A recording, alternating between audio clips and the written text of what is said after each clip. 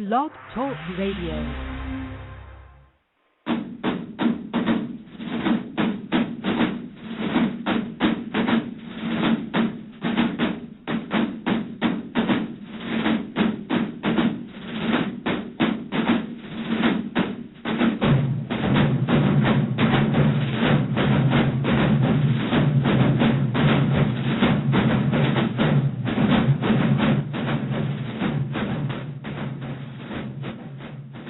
Behold, how good and how pleasant it is for brethren to dwell together in unity. This is the 90 Degree Show, brought to you by the Marching Podcast and Blog Talk Radio. I'm your host, Joe Beard, and I am happy to be of service to you today.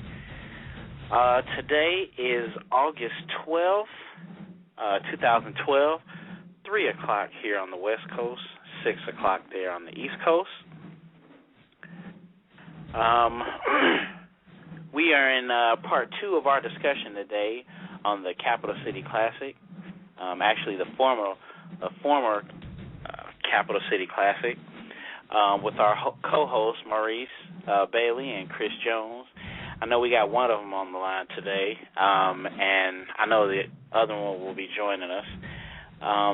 The annual classic between Jackson State and Alcorn State has been dissolved.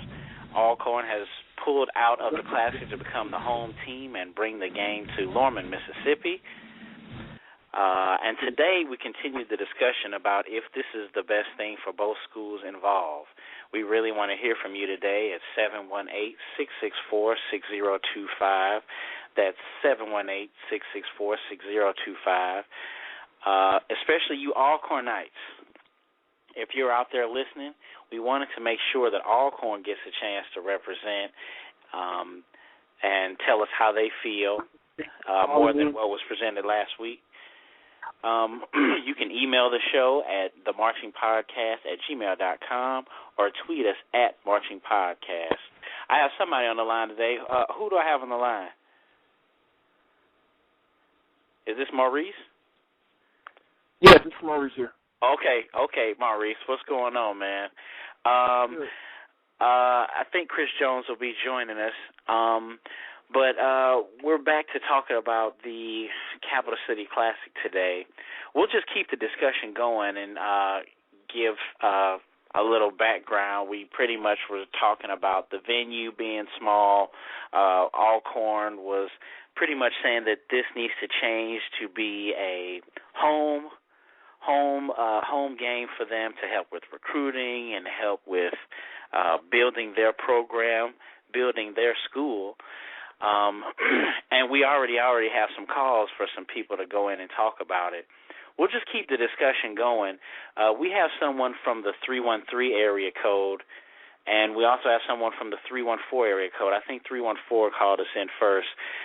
Area code 314. Go ahead and give us your name and your comment today about the Capital City Classic. My name is Joel McCray. Okay.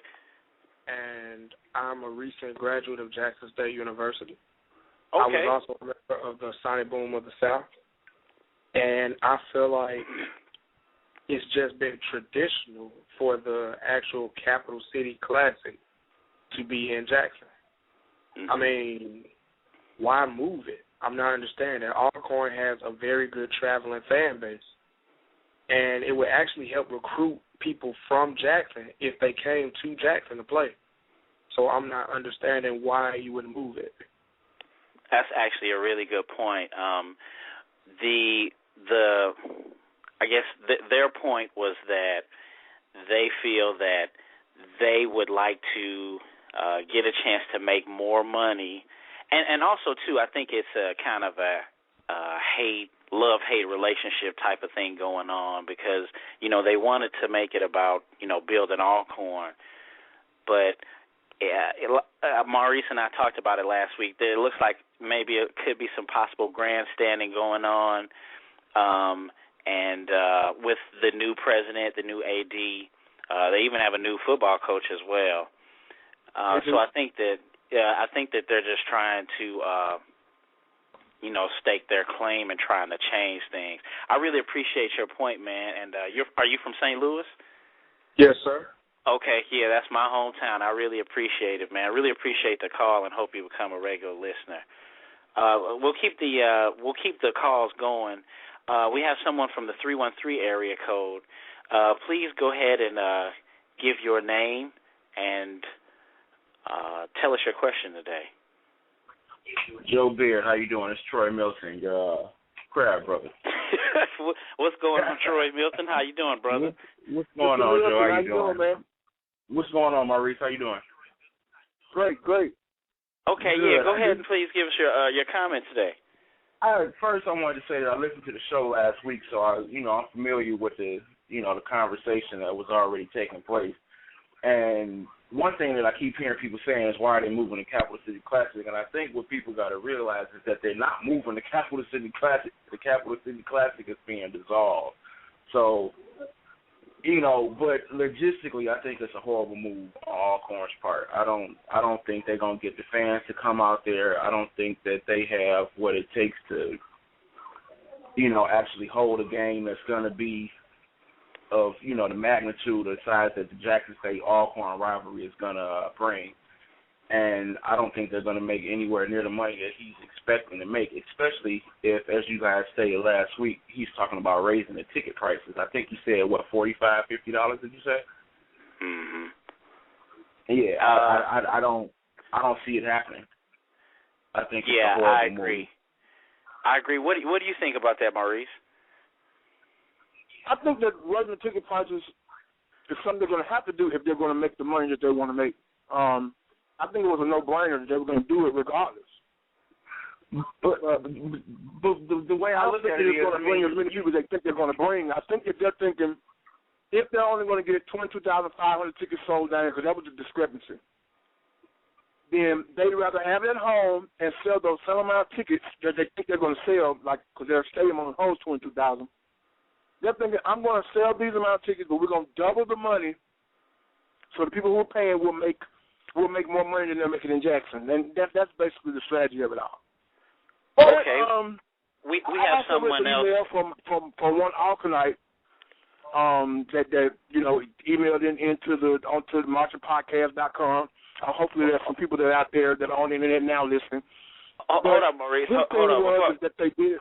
Maurice, before we get into that, we got another caller was almost about to get dropped off. Okay. Someone from the 228 area code. Go ahead and give us your name and give us your call today, or give us your comment today. This is Jonas Thomas from Mars Point, Mississippi. I marched in the band at Jackson State in 2006, and my only issue is I played trumpet. Trumpet marched from 2006 to 2010, but my only issue is the ticket prices and the traveling to get there. Because, it's only a two-lane road, and if it's going to be a lot of people there, I'm not going to be going all the way down there and paying $40 or $50 to go to a game and then be waiting around over there. If I want to stay somewhere over there, I don't have the option to stay over there because they don't really have much there. I would have to drive all the way out to Vicksburg just to get a hotel. And that's just wasting all kinds of money to go to the game over in Alcorn when there's nothing there. We really appreciate the comment today. And it was a young Trump Funk member. I think he said 2006, 2010, Moss Point. We really appreciate the call today. We appreciate all the calls. It looks like it's actually more than I've ever had, so it's actually playing switchboard today, and looks like it's so many minutes we have for a call. We have another call from the 314 area code. Go ahead and give us your name and give us your comment today. Okay, my name is Joel McCray. I commented earlier. But you just called? Okay, go ahead. Yeah, I would like to piggyback off my crab brother, since we can say Trump Funk. I'm sorry. I would like to piggyback off of it and say that, one, not only are you going to move the game away, JSU is not really known for a traveling fan base. So the claim of making more money by moving the game farther and then charging more on the ticket price it's going to turn a lot of people off. I mean, let's be real about it, man. We're college students. We don't really have, you know what I'm saying, the gas money and then ticket money on top of that. It just, I'm not really understanding where the feds come in to move it. I also have on the line next to me my other crab brother. His name is Gabriel Cooper. He also marched in the band in 2006, and he was a section leader as well. Hold on. Hello? Hey, what's going on, Gabriel Cooper? You live on the air with the Marching Podcast and Joe Beard and Maurice Bailey. I just had one thing to say. I've talked to, like, a couple people. Like, I've told people about, well, the game it's in Alcorn, and they raised the ticket prices. And they automatically said, I'm not going. I'm not going to the game. I was like, dang, it's like that? And I talked to my mama. And my mom and dad been coming to the Jackson State versus Alcorn game. Actually, a lot of home games, but that one in particular since as long as I've known. And they're like, they're probably not going to come. And it's just like a whole bunch of people all of a sudden just said they're not coming to the game. And I don't see how they think they're going to make a lot of money and a lot of people from Jackson not coming to the game. And that's all I got to say. I really appreciate the call, you guys, and I really appreciate, you bringing your crab brother in from the STL. I guess that succession of calls, Maurice, right there, they brought up three things. Well, I got definitely three big things from it. Of course, everyone's talking about, the actual move, and they're saying that, they're not going. The guy from Moss Point was saying that, you got to go all the way to Vicksburg. This definitely is not going to make as much money. It's definitely going to hurt Alcorn this year, just from the facilities and the conveniency of the game. We really hope someone from there calls, because basically all the feedback we've been getting is that they don't care. They don't care that, we don't care about how Jacksonians feel and their comfort and all of that. What do you feel about that, Maurice? And I know you wanted to get into the email that we got, but how do you feel about, I guess, the other schools saying that basically they don't care about, us showing up per se? I believe that they have a proper gripe. I am not so much as upset at them about that, because people who are true Alcornites, their feedback to me has basically been, along with Mr. Elvin Crisp, the guy from the email. Yeah, they're basically saying that this is a home game for us, and they want to get the home game atmosphere back. Which I know I can be a little harsh when it comes down to wanting both schools to get the respect, but I can't all the way say that I'm just completely against them wanting to have that home game atmosphere. They probably they want to go back home and have that particular home game on their field. And for them to try it for 1 year, even if they just want to see how much money it will make after 18 years, I guess that I can't really blame them for that. But to talk about a long-term thing of never having campus city classes to come back at all, or having it to always go from one city to the next, I think that will probably be a little ludicrous. I think that at some point next year there needs to be some type of negotiation done. Hopefully Alcorn would change their mind on so much of the home game atmosphere into trying to get the game back to the masses of people that it can actually attract for the state of Mississippi. Right. Because, what scares me and what scares everyone is the area. So, like they said, if this is going to benefit Alcorn, a lot of that money that Jackson State makes, and that is a lot of, because, the Visitors Bureau offered $160K, and then the report is that Jackson, makes anywhere between $2 and $3 million. It's not technically $2 or $3 million. What they're saying is that the hotels total, who knows, traffic tickets, the venues for eating, lodging, all of the things that are in the city are making so much money. So that total accumulates $2 to $3 million. If all of the people are buying tickets for this game, but they eat and they sleep in other places for Mississippi, the city of Alcorn and Alcorn State is not going to make $2 to $3 million because they don't have those businesses there in Lorman. And that's kind of what kind of ills me about it, is that it's kind of a broader thing where, historically black colleges have these classics, and there's always a quote-unquote corporate sponsor who's putting in a lot of the money, but they're also making a lot of the money at the end. If we want to make this about Alcorn, let's build Alcorn up. Let's use some of that money and put some hotels off the highway, or let's do something where they could hold the game. So then where it's like, hey, we going to Alcorn this weekend. We going to the club here. It's crunk. We going to Alcorn just like we going to Jack. Oh, it's crunk here, blah, blah, blah. Right there, it's not even that type of discussion.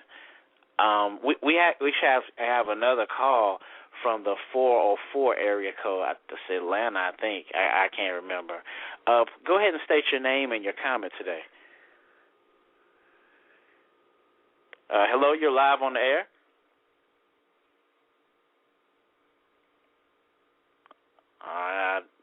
Not sure if I got him or not.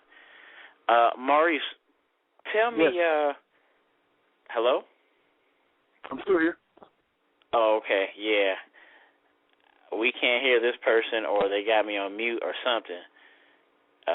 But yeah, we can't hear them. So hopefully they'll call back. But go ahead and did you have anything else to say about the email that we say? Was it Elvin Crisp? Is that his name? Yeah, I think he made some points that I think were very viable. He made some good points that need to be shared. Some of the insults could have been kept to a minimum, but he basically was just saying that it doesn't matter about Jackson or Jackson making the money. It's all about them building team morale and about them having a real, true game atmosphere. And if there was going to be any money spent, he'd rather that money get spent in Port Gibson or Vicksburg, because they are staunch supporters in those areas of Alcorn.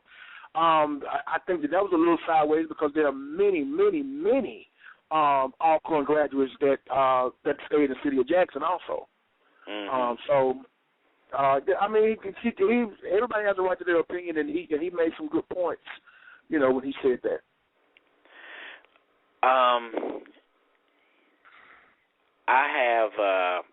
I am on the fifth quarter.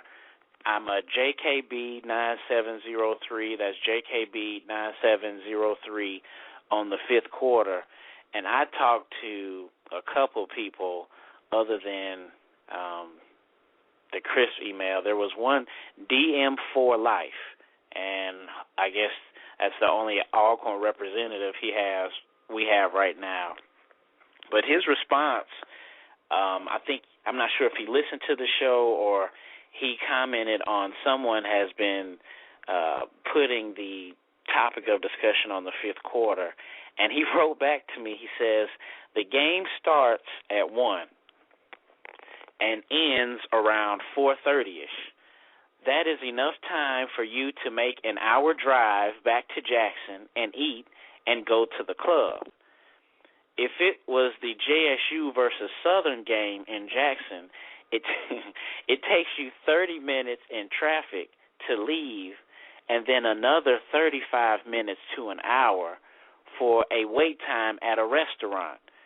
So what's the big deal? Well, I wanted to respond to him to say that the big deal is that who, after a football game, is going to want to drive an hour to eat and then go to the club? In addition, we haven't even really talked about the Mississippi Highway Patrol. in this equation. You know, let's say that there is a game annually between, you know, Alcorn, Jackson State, and the you know, the opposite years it's in Alcorn. That is definitely a watch time. You know, there is going to be more traffic going down this one highway road, so that's definitely going to be a lot of money that they'll be able to make, or, you know, that'll be some time for them to pick up some tickets. But to wait 35 minutes and an hour in a restaurant after you've driven an hour on the highway, that's going to be 2 hours, I guess, from when you leave the game. So, you know, I don't think that was a good point brought up by him. I just wanted to respond to him here. Give us a call, 718-664-6025. That's 718-664-6025. This is the 90 Degree Show, brought to you by the Marching Podcast and Blog Talk Radio. Thanks for listening. Maurice, I think you said this in the last discussion last week. Do you think that you're going to be going to the game this year? No, I won't be. Just for the reason that DM for life or whatever his name was on fifth quarter. One thing that he probably didn't really think about is the fact that there's an 85% two-lane highway, and that's about 85% of the travel from Jackson. Now, there are going to be people coming from Vicksburg, come from other parts of the state, come by the way of Port Gibson. I'm sure people are going to be coming from both ends of Highway 61. Vicksburg is probably going to stand to make the most money in this because most people who are going to come down for the game, especially Alcornites, are going to stay in Vicksburg, probably in a hotel with a casino. So they do stand to make money there, and you do have buffets that are going to be alive and well, waiting with good food in Vicksburg. But this is the thing. You have two-lane highways for most of the travel, so if they do pull 20,000 people, that's going to be too much traffic for two-lane highway. The ride will not be an hour. You can't realistically say that's going to be an hour. That's going to be well over an hour, man. Okay. Even if you're taking the natural trace, it's going to be well over an hour. There's going to be traffic back-to-back for most of the way. If you come from Jackson, it's going to be worse than Pittsburgh because at least most of at some point 61 does turn into two lanes going one way, I believe. Wow, I actually have not actually been down to Alcorn myself. I have not taken that drive. I've been to Vicksburg, and that's this furthest west.